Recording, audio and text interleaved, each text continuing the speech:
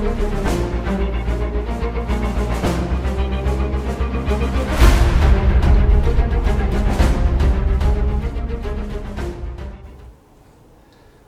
guys, now we are going to study a block to a hook punch. We're also going to work on a hip toss, or some people might call it in judo ogoshi. And then we're also going to work on an arm lock from the knee on belly position. Okay, so we'll start things off in a ready stance like this. Okay, now when Zoe throws that hook punch around, his intention is to hit me in the face, right? What I want to do is look to block. Now, a lot of martial arts would teach you to block away from home base, kind of bring your arm away. In Jiu-Jitsu, I think it's better for us to sort of do what we call a cover block like this. Okay, so what am I doing there, guys? I'm basically bringing my hand just above my ear on the side of my head, and I'm closing my elbow. That way, anything that lands outside is blocked or protected from, right? So the idea is to be here, and as that happens, boom, I cover block. Now from here, I start to take my hand and I sort of chop it down, and I step into my partner, and I gain an underhook on the opposite side. So you can see here, it's very similar to like a pummeling situation, right? Like I have an underhook on this side, and I have a pinch over his arm on this side.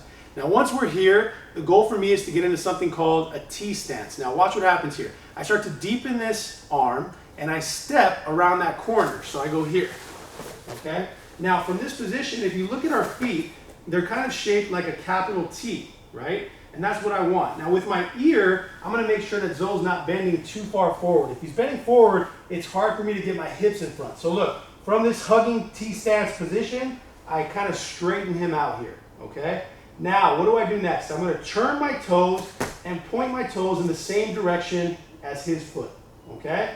Next, I'm gonna relax this arm just a little bit. If I hold too tightly and I try to pass my hips in front, they're not going to go very far, okay? So the goal for me here is to sort of relax this arm, maintain the underhook, but step across so that I can kind of bring my hips lower than his hips, okay? My feet are about a shoulder width, I would say, apart, and now it's time to load him up so that I can use my legs to, boom, pick him up, okay? So watch again, T stance here, turn your toes, loosen the back arm, step,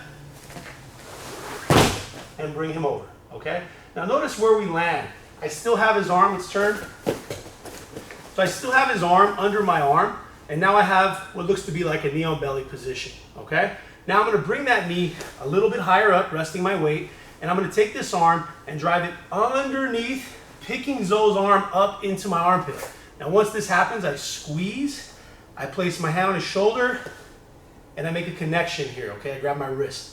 Now all I have to do is kind of hip forward, posture, and that creates an arm lock on this arm. So I'm using my forearm to kind of push up. I'm using my shoulders to lean back. And again, arm bar from here. Okay, let's do it one more time. So from here, we're in our ready stances. He goes for the hook punch, block, right? I go for my over-under position. Now I'm gonna get to the T stance. Here, okay? Turn my toes. Now from here, my back leg steps in front, I loosen this arm, and I bend my hips down. I'm trying to get my belt under his belt. Now from here, it's the lift and throw. Okay, let's turn a little bit.